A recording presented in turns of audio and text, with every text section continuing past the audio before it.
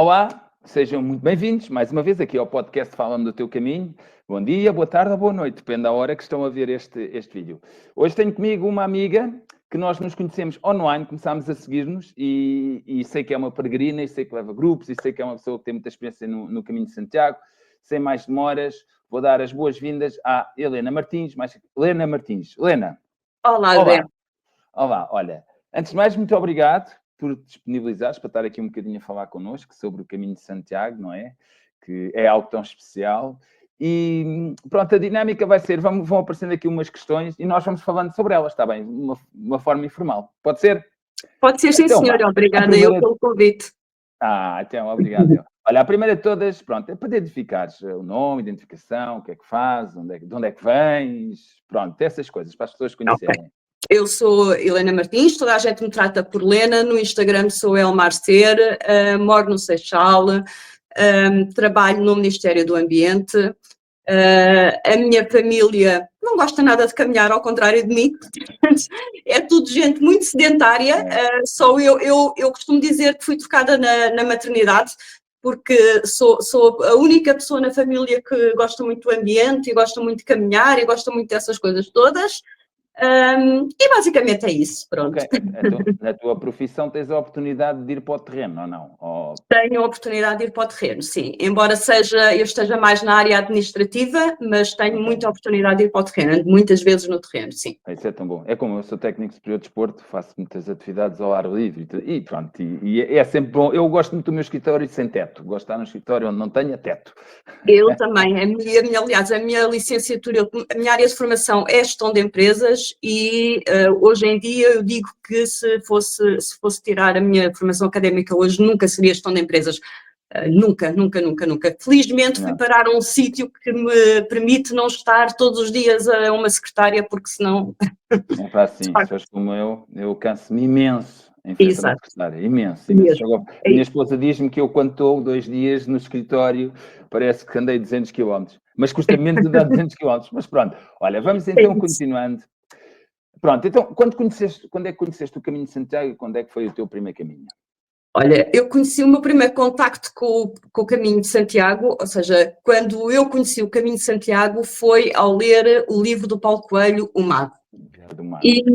E ficou-me ali um bichinho, mas andou ali muitos anos o bichinho a crescer, sempre com muita vontade de ir, mas na verdade com algum receio de ir sozinha. Porque ninguém, como estava-te a dizer, nem na família, nem nos amigos, ninguém gosta de caminhar. E sendo mulher, confesso que tinha algum receio de ir sozinha, como percebo muitas mulheres têm. Hoje sei que é completamente seguro fazê-lo sozinha, na altura não percebia isso e, portanto, tinha esse receio, embora sempre fizesse muitas caminhadas, sobretudo na Serra da Rábida, sozinha. Que é linda. Que é linda, exatamente. É linda, tem uma energia brutal e essas coisas todas. Mas fui maturando a ideia. Entretanto, saí do organismo onde estou e fui para um outro onde trabalhava imenso. E sempre disse, quando sair deste organismo e voltar à minha casa, é nessa altura que eu vou fazer o Caminho de Santiago. Coincidência ou não, nessa altura comecei a namorar com uma pessoa que também queria fazer o Caminho de Santiago e também gostava de caminhar, portanto não foi tarde nem foi cedo. Foi na altura, eu tinha acabado de sair do meu emprego, desse emprego e regressado ao meu emprego fixo, portanto onde estou agora, novamente, e estava a programar a data para ir e, portanto, fomos os dois. Boa. E foi em que ano? Foi em 2018. Ok, 2018. Olha, e confirmas, é assim, quando as pessoas, eu sou guia, eu sei que tu também levas grupos, também caminhas com pessoas, e uma das coisas que, pronto, eu primeiro foi em 2008 e depois já fiz muitas vezes, e aquilo que posso, e acredito que também confirmes aquilo que eu vou dizer, é que vê-se mais mulheres do que homens nos caminhos, no português, e naqueles caminhos que têm mais peregrinos. E eu nunca verifiquei situação nenhuma de algum tipo de risco, algum tipo de insegurança. Confirmas alguma vez? Confirmo. Algo? Nunca vi nada que colocasse algum peregrino em risco. E, nomeadamente, há uma coisa que em Espanha eu louvo bastante, que é, se ouve ou se alguém denuncia alguma coisa de que viu alguma coisa estranha perto do caminho, de imediato, ou no dia a seguir, ou no próprio dia, tu vês mais policiamento na zona. Sim. E, portanto, eu acho que isso dá uma segurança adicional a quem vai sozinho. E depois, quer dizer, há medidas de segurança que todos nós podemos ter, Claro. não é? Claro. Por exemplo, eu dou algumas dicas. Nós estamos no caminho, eu sou-te sincero, eu gosto mais de ir sozinho, mas para outros caminhos não têm tantas pessoas. O caminho que tem muitas pessoas, gosto de levar os grupos, tem mais apoios, tem mais, pronto, é diferente, não é? Claro. Mas há uma coisa que é, nós nunca estamos em solidão, não é? Nós temos sempre, vamos sempre conhecendo pessoas que estão mais à frente, estão mais atrás, caminham connosco, no final do dia encontramos-nos todos, ou seja, cria um grupo, cria-se uma família. E uma das dicas que eu dou a nível de segurança é criar um grupo WhatsApp das pessoas que estão no caminho, que temos mais empatia e vamos comunicando uns com os outros. É lógico que temos as pessoas em casa que nos ajudam, mas aquelas pessoas que estão lá no terreno e que nós temos afinidades, é muito importante fazer esse tipo de, não sei, o que é que achas? Achas que é algo que pode realmente funcionar? Eu nunca fiz isso, mas parece-me uma excelente ideia. Eu costumo dizer às pessoas, sobretudo as que vão sozinhas, para fazerem o seguinte, para já criarem conexões exatamente com os outros peregrinos, é como tu dizes, nós vamos-nos sempre cruzando. E eu tenho exemplo, o último caminho que fiz, que foi o da Jareia dos Arrieiros, nós éramos, que é muito pouco percorrido, e eu nesse caminho dizia que éramos os 13 apóstolos, porque ao longo de todo o caminho éramos 13 pessoas. Do princípio ao fim, éramos 13 pessoas que nos fomos sempre cruzando, nomeadamente 2 peregrinos de bicicleta, bicigrinos, portanto, e que faziam exatamente as mesmas etapas dos que iam a pé, e éramos 13.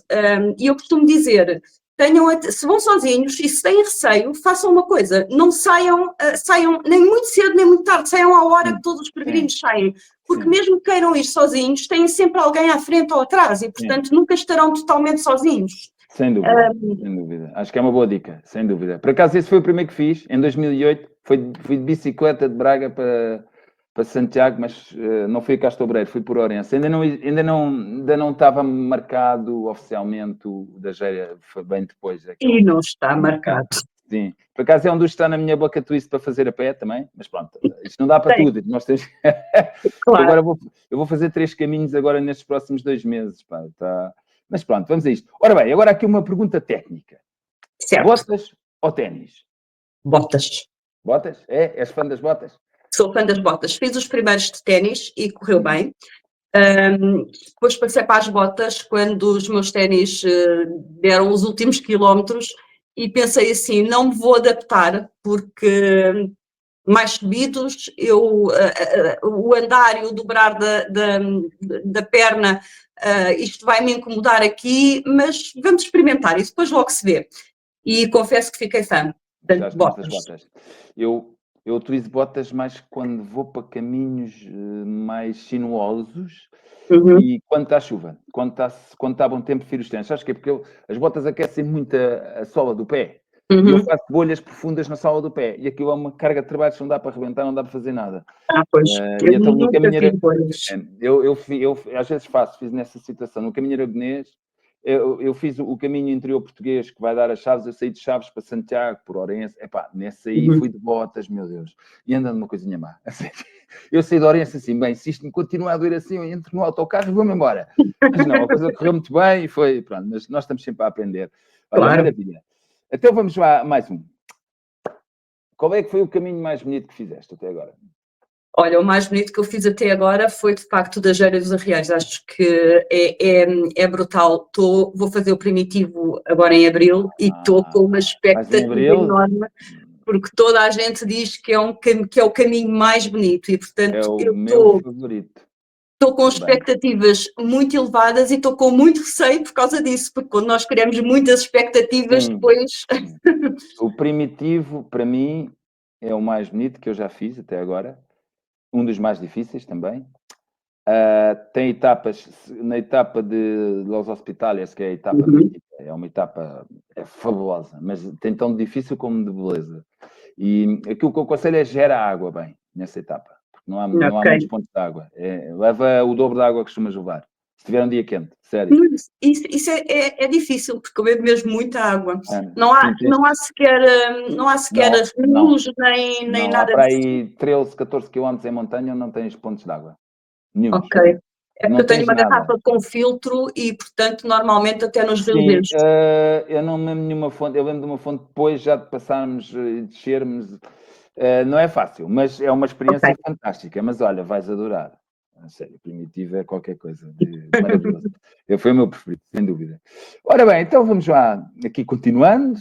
Olha, diz-me assim, o que é que o caminho te deu? O que é que o caminho tem de especial? O que é que te aconteceu para tu quereres regressar e regressar? O que é que Olha, o meu primeiro caminho foi de facto muito especial. E, em termos pessoais, o caminho deu-me muito. Deu-me autoconhecimento, deu-me desapego, deu-me imenso. Deu-me imenso em termos pessoais. Em termos de experiência, o meu primeiro caminho deu-me verdadeiros milagres. Sério, isto é verídico, eu vou-te dizer. E posso-te contar um bocadinho do meu primeiro caminho. O meu primeiro caminho foi o da Costa, pela Senda Litoral, e eu fui completamente despreparada, portanto, eu não tinha grande preparação, eu sabia que havia aquelas etapas e apontei num papel as etapas, sabia mais ou menos os albergues que existiam, privados e públicos, mas não marquei nada, não fiz nada, e quando vou, normalmente só marco naqueles sítios que eu sei que vou ter dificuldade em arranjar dormida, porque de resto também não faço marcações, a não ser que vá com grupos, como é óbvio.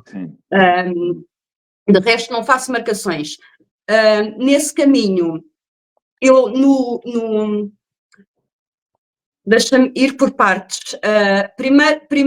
Primeira coisa que me aconteceu que eu acho que foi brutal. Em Vigo. Vigo não tinha, não sei se agora tem, mas na altura não tinha marcações nenhumas. Eu fui pela Serra do Freixo primeiro, não fui junto à costa em Vigo, subi a Serra do Freixo, e na Serra do Freixo eles fazem uma coisa que fazem também no caminho das Geiras dos Arrieiros, que é meter setas contrárias e de cores diferentes e não sei o quê, para baralhar, para levar as pessoas para albergues diferentes. Conclusão, no meio daquilo tudo, perdi-me. Perdi-me no meio da serra e perdi-me, e a noite começava a cair e eu já só me imaginava no meio da serra, à noite, e isto era o terceiro dia. Liguei para o senhor do albergue, nem fui eu que liguei, foi o meu companheiro de viagem que ligou, de caminho, e o senhor explicava, mas cada vez que ele explicava, as setas estavam num sítio diferente e, portanto, nós continuávamos perdidos. O senhor veio ter connosco, e o senhor chamava-se Jesus, e estávamos no terceiro dia do caminho. Sim. Exatamente, pronto. No dia a seguir chegámos a Vigo e sem setas nenhumas, sem indicações nenhumas, não havia indicações nenhumas. E bem, uns peregrinos à nossa frente e perguntávamos às pessoas e toda a gente dizia não sei, ninguém sabia, uma coisa estranhíssima. Havia uns peregrinos à nossa frente e eu disse, olha, vamos atrás daqueles. Eu não tinha GPS, não tinha nada, porque eu não sou adepta dessas coisas. Não utilizas a app, app. A minha app são as setas. Tirando-me das Geiras dos Arrieiros, que de facto levei no Wikiloc, porque já sabia que ele não estava marcado e portanto e ajudou-te? Foi... Ajudou, sim. Ajudou. Em algumas etapas, sim. Então, estávamos em Vigo, ia para ir atrás de uns peregrinos e apareceu-me um senhor, como bem perto de 80 anos, e eu estava numa passadeira, nem fui eu que fui ter com o senhor veio ter connosco e disse, estão a fazer o caminho de Santiago? Estamos sim. Então, olha, não vão atrás daqueles. Toda a gente vai por ali porque não tem setas. Eu já fui peregrino durante muitos anos. Eu vou-vos levar até ao caminho real.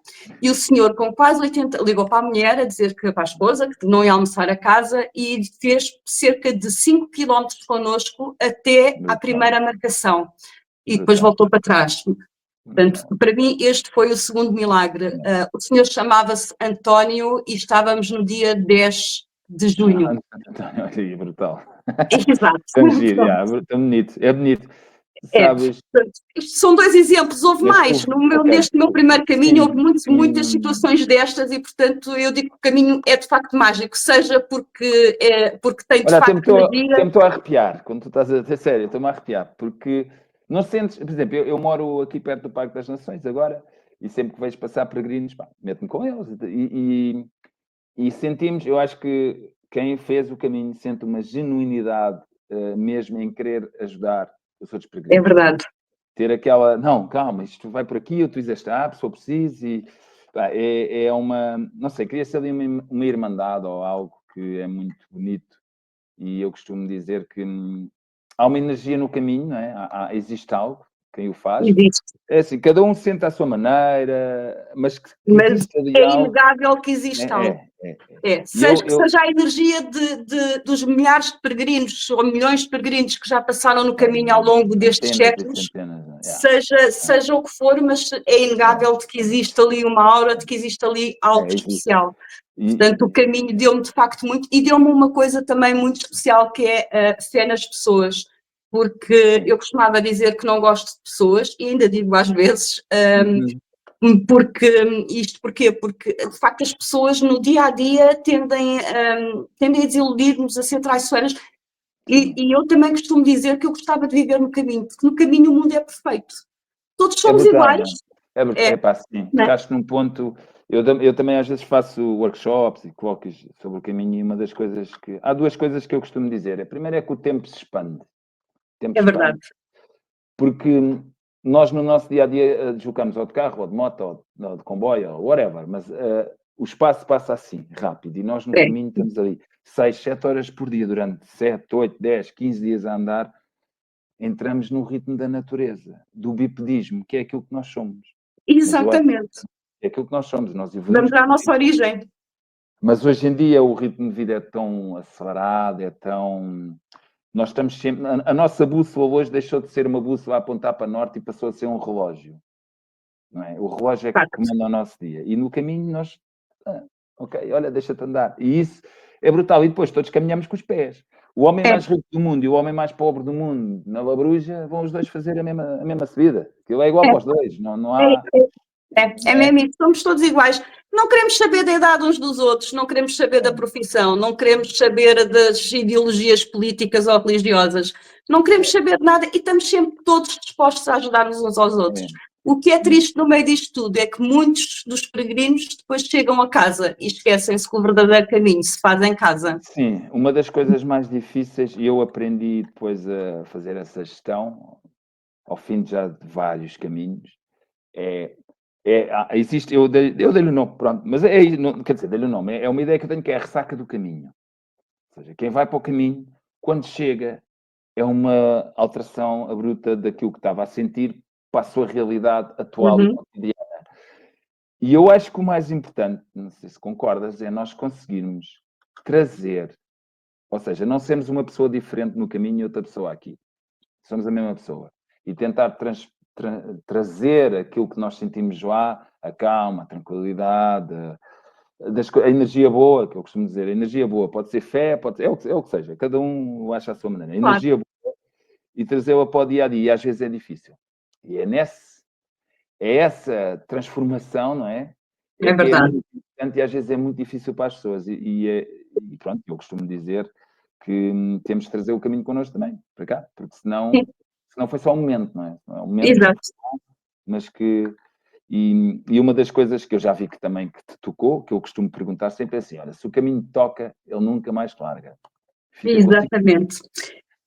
O caminho tocou-me, eu tenho várias tatuagens e digo que a maior delas é o caminho de Santiago. Sim, eu tenho uma da Vieira na perna. Quando comecei a levar grupos, coloquei uma Vieira na perna e assim, ok, agora tenho essa... E tu também és guia, não é? Também tens essa Eu estou-me a iniciar agora como guia, porque eu sou funcionária, eu comecei por levar, a primeira pessoa que eu levei foi a minha irmã.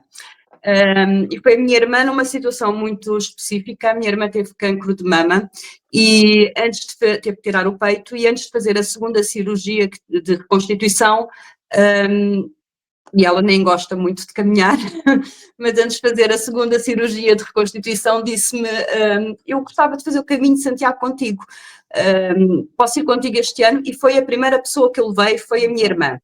E ela, posso dizer que foi uma guerreira, porque logo no primeiro dia teve uma lesão enorme, nós voltei meio a fazer surf, e ela tinha, há coisa de uns meses, tinha caído da prancha e tinha-se magoado, e achava que já estava boa, e afinal não estava, e portanto, logo no primeiro dia fez uma lesão no tendão na perna. Fomos à farmácia e a senhora da farmácia deu-lhe imensos medicamentos e disse, mas isto não é para continuar. Mas ela continuou e chegou a Santiago, ok? Com dores, muitas vezes a chorar, mas foi e chegou. Foi a primeira pessoa que eu levei e a partir daí levámos alguns amigos e toda a gente dizia sempre, tens imenso jeito, devias levar pessoas. E foi aí que começou a surgir a ideia. Tornar-me guia foi mais recente, até porque eu só, para ser guia, só tenho como disponibilidade no meu período de férias. E sou funcionária pública, precisava de autorização para poder ser guia. Para além de que a autorização não é suposto a gente trabalhar nas nossas férias, portanto isto de trazer uma forma, sim, mas há a forma de contornar. Eu tirei a licença de vencimento, eu sou mesmo técnico superior de desporto e tirei a licença de vencimento e dediquei-me a viagens. A minha esposa tem uma agência, é sobre a agência dela que nós fazemos os meus caminhos. E senti um crescimento brutal. Este ano tenho 30 pessoas que vão fazer o caminho, 3 grupos de 10. Mas sabes que é uma coisa que eu tenho passado muito pela cabeça, eventualmente, se isto se continuar a correr bem, deixar o meu trabalho e dedicar-me exclusivamente a este tipo de coisas, porque é realmente o que me faz feliz. Não é que eu não gosto daquilo que eu faço, porque eu adoro aquilo que eu faço e como tenho possibilidade de andar muitas vezes no terreno, faço feliz. Eu não trabalho insatisfeito, eu trabalho feliz. Mas de facto este tipo de atividade é o que ainda me faz mais feliz e portanto é uma coisa que me tem passado pela cabeça. Quando, por exemplo, a responsabilidade de levar pessoas é uma grande responsabilidade, não é? Que nós temos. Claro, uma coisa é fazer o caminho sozinho, outra coisa é fazer o caminho com pessoas mas a chegada à Praça do Obrador, quando nós olhamos para a cara das pessoas e a emoção das pessoas a vir ao de cima e quando temos a sensação de, ok, correu bem, ninguém se aleijou, todas as pessoas vão daqui sair um bocadinho mais, porque levam um bocadinho do caminho e levam um bocadinho de nós também, como guias. Obviamente. Acho que é das situações que mais prazer me dá. Não sei se contigo também é o mesmo, mas sim, ver a cara claro que sim. É brutal. Claro que sim. Olha, vamos passar aqui para mais uma pergunta. Esta é ser um bocadinho aqui é uma história especial que te tenha a ti ou tenhas conhecimento que aconteceu comigo. Quer dizer, a da tua irmã é uma história especial, não é? Que é uma pessoa que, pronto, que estava com uma patologia e foi... Eu também tenho vários... Aliás, tenho um podcast, até já está publicado, com o Bionic, que é uma pessoa que só com uma perna, um alemão. Eu já vi, sim, eu vi o episódio. Ele quando diz que no dia em que lhe iam cortar a perna, ele marca a passagem para um ano depois ir fazer o caminho... É de uma força, não é? De um foco brutal. Mas tens assim mais alguma que queiras partilhar, assim, alguma história que tenhas, ou que te lembres, ou qualquer coisa assim desse género? Tens? Epá, há sempre histórias muito especiais no caminho. A que me tocou mais foi, de facto, a minha irmã, porque é uma pessoa que me é próxima e que é parte de mim também, não é? Mas há sempre histórias especiais. Lembro-me, por exemplo, também de uma peregrina também que encontrei em Vigo, e mais uma vez, eu nesse dia estava-me a queixar, e foi nesse dia que o caminho ficou tatuado em mim, por acaso. E eu estava-me a queixar do tipo, isto é uma porcaria, desculpa a linguagem, um caminho deste, e não tem marcações, e não tem isto, e não tem aquilo, e uma pessoa vem aqui com este peso todo, porque levei coisas que não devia, agora não levo nem metade. Isso nós vamos aprendendo, isso leva tempo. Exato, agora não levo nem um terço daquilo que levei na altura, até porque mais de metade das coisas não utilizei. e uma pessoa vai ali a queixar-se e de repente olha à minha frente e tenho uma senhora, exatamente também com uma prótese, e a senhora a perguntar-me por onde é que é o caminho, e eu própria não sabia, portanto, e aquilo tocou-me também bastante, no caminho, na variante espiritual, no central pela variante espiritual, fiz também. Sim. Agora, 2 grupos lá, que está a crescer muito. Está a crescer muito, exato, e é tem uma aquela subida gira, tem uma subida gira. Tem uma subida, tem até ao Mosteiro da Armenteira, aquilo é... É gira. Essa subida fizemos um grupo bastante grande, que nos fomos encontrando, porque estava toda a gente rota, e encontrei, havia um peregrino com uma história também bastante interessante. Ele tinha recuperado de uma doença grave e estava a fazer o caminho pelo cunhado que estava, naquela altura, doente com a mesma doença que ele tinha tido. E, portanto, ele tinha tido essa doença, tinha feito o caminho, tinha-se recuperado e, portanto, estava a fazer o caminho. São histórias que inspiram, não é? São, de facto. Nós temos coisas que são fantásticas e às vezes, por acaso, nessa do Bionic, eu falo muito nele, porque vinham, pronto, se tu assististe o episódio, estava uma pessoa comigo que só se estava a queixar. Era uma pessoa atlética. Só se estava a queixar. Bem, quando ele depara-se com um que vai à frente dele de muleta, só com uma perna, houve ali uma transformação, porque claro. Nós podemos nos queixar muito, mas já há sempre pessoas que estão pior que nós e conseguem. Sim. E conseguem com um sorriso, que é isso que é esse mindset de... Tu falaste aí, e eu sinto isso. Nos dias em que estou mais chateado, o caminho mostra-me que não devo estar chateado. Sempre. O caminho estou chateado, a coisa não vai correr bem. O caminho dá-nos tudo o que precisamos, dá-nos, não é? Dá-nos sempre tudo aquilo que precisamos. Sem dúvida. E eu até te vou dizer, olha, o precisamente onde o caminho me tocou, isto eu lembro-me como se fosse hoje, íamos de bicicleta, fomos 13 de bicicleta, eu fui fazer BTT para o caminho de Santiago, não fui fazer o para o caminho. Mas a meio, lá eu de bicicleta numa das subidas que tem assim, que é uma estrada, um caminho por baixo, e tem assim as encostas, depois tem as árvores por cima e quase que as raízes entram pelas encostas. Foi essa consciência de, espera aí, isto já passou aqui muita gente, todas as pessoas naquele sentido, isto são caminhos, eu costumo dizer, se tu mudares as tuas roupas em determinados sítios do caminho de Santiago, mudas de era, vais para o século XVIII ou ao século XV, basta mudar a roupa, que aquilo está tudo... Não é? E ter essa consciência, foi fantástico. Olha, vou aqui mais uma pergunta, que o nosso tempo já vai... Deixa-me só contar-te mais uma. Senhora, claro que sim. Ainda antes de ser guia, houve uma peregrina que foi sozinha, que eu fui acompanhando e lhe dando dicas, dei-lhe os meus guias e fui acompanhando-a, e uma das coisas que eu lhe disse foi, no dia que pensares em desistir, porque vai acontecer, é o teu primeiro caminho, vais sozinha e vai haver o dia que vais pensar em desistir. Nesse dia, liga-me. Não desistas, mas liga-me, tens aqui o meu contacto, liga-me sempre que precisares, sempre que estiveres triste, sempre que precisares de qualquer coisa, liga-me. E no dia que pensares em desistir, liga-me, porque não vais desistir, porque é nesse dia que o caminho vai entrar em ti. E garanto-te que é nesse dia que ele te fica tatuado.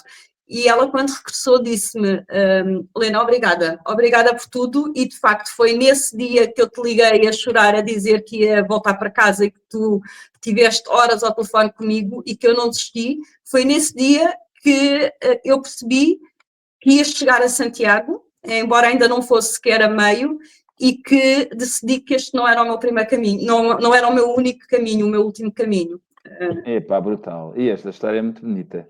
Sério, eu acho que é aquilo que transmitimos. Por acaso, a minha esposa já fez comigo de canoa, mas isso foi uma aventura. Foi assim, isso deve ser muito fixe. Há uma empresa que faz canoa. A mim só me falta fazer a cavalo, que eu quero fazer para o ano também.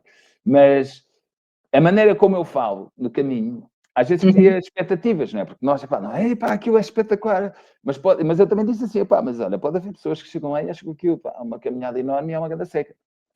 É legítimo, é sinal que o caminho não é para aquela pessoa. Mas a maneira como nós falamos, né? Quando estamos apaixonados por... Às vezes as expectativas vão lá tão para cima que eu sei, olha, mas calma, aquilo é difícil, aquilo não é só... É difícil, tem dor, é resiliência. Claro. Claro, nós levámos uma vez um amigo que achava que aquilo era facílimo. Ele dizia que era todo terreno. Ele costumava-se chamar ele próprio todo terreno. Normalmente estas pessoas são aquelas que mais rapidamente falham, não é? Então ele foi naquele espírito de peregrino, digamos assim. Não por não querer levar a mochila, não é isso, mas equipou-se todo para o primeiro caminho dele com equipamento XPTO. O meu equipamento é quase todo da Decathlon. O meu é todo Decathlon e a mochila a mochila é do primeiro ano que a Decathlon cá teve. E é sempre mesmo. Aliás, as minhas costas estão feitas àquela mochila. No dia em que a minha também, e espero que continue a durar até ao último caminho que eu faça, enquanto tiver pernas. Enquanto tiver pernas para fazer caminhos, irei fazê-los e espero que a minha mochila me acompanhe em todos eles. Ele foi todo equipado, os meus bastões são da Decathlon, o deles era daqueles que um é a mão direita, outro é para a mão esquerda, outro era tudo. Logo no primeiro dia foi a noite toda para a Borga. Para se levantar foi um caso sério. Segundo dia, a mesma coisa. Isto todos os dias. Conclusão, ele chegou a Santiago, mas nós íamos seguir para Finisterra. E nesse dia... ele não foi porque ele não conseguiu levantar-se, como é óbvio. Ele não se conseguiu levantar, ainda o tentámos acordar, mas eu vou seguir o meu caminho. As pessoas, cada uma faz o seu caminho. O caminho dele foi até agora passar as noites na Borga e na bebedeira e não sei o quê, quando é completamente incomportável com isto. E, portanto, o caminho dele é esse, ele fica por aqui, eu vou seguir o meu. Cada um tem o seu caminho. Eu, por acaso, o caminho inglês foi a primeira vez que fiz as etapas todas certinhas e pronto, comecei sozinho, acabámos, éramos 18.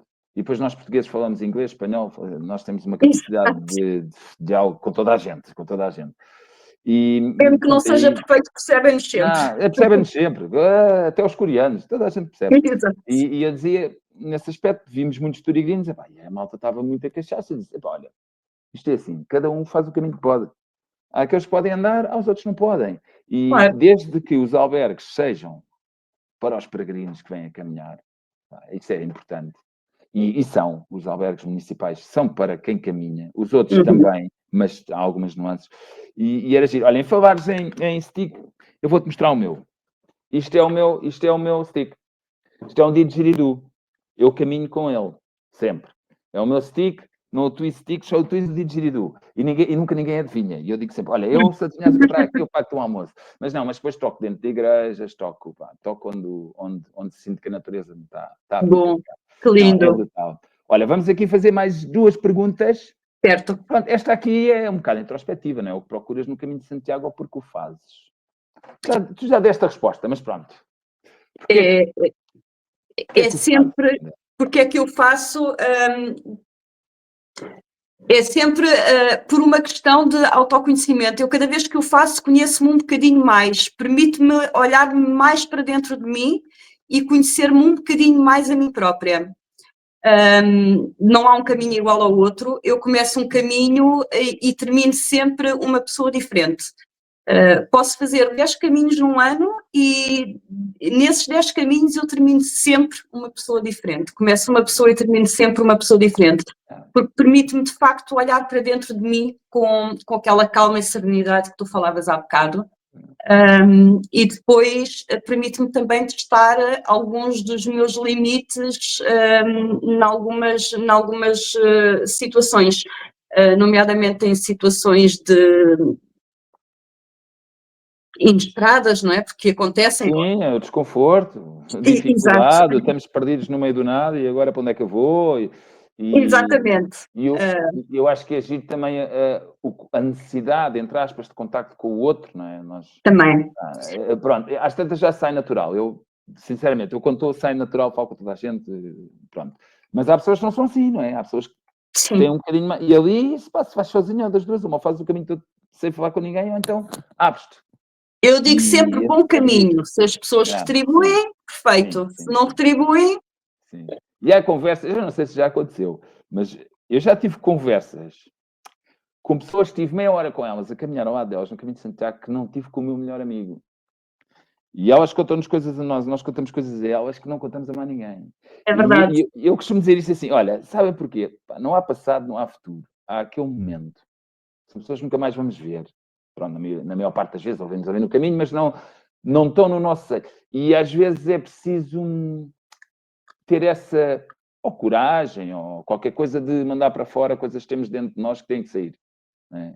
Mas é para isso também que o caminho serve, não é? Para nós começamos com um peso de mochila, não só da mochila que carregamos, mas com o nosso peso interior, e é suposto, pelo menos para mim, é suposto chegar a Santiago mais leve, não do peso da mochila, mas daquilo que carrego interiormente. E essas conversas ajudam-nos também muito a isso. Muito. Eu, por acaso, no caminho de Sanabres, ter caminhado 2 dias com 4 pessoas, todas com mais de 70 anos. Eu adoro caminhar com pessoas mais velhas. Adoro. Olha, eu no caminho central encontrei de uma vez 2 irmãs, que uma tinha 77 anos, a outra tinha 80. Uau. E eu digo sempre que são o meu exemplo, são aquilo que eu quero ser na vida. Isso, não é? Eu quero ter a idade de Deus e estar lá, quando for com a mochila e epá, assim. Tanto mais que elas tinham feito o caminho francês, chegaram a Santiago, vieram para Lisboa, passar férias, e estavam em Lisboa e disseram, vamos fazer o Central, e saíram de Lisboa Brutal.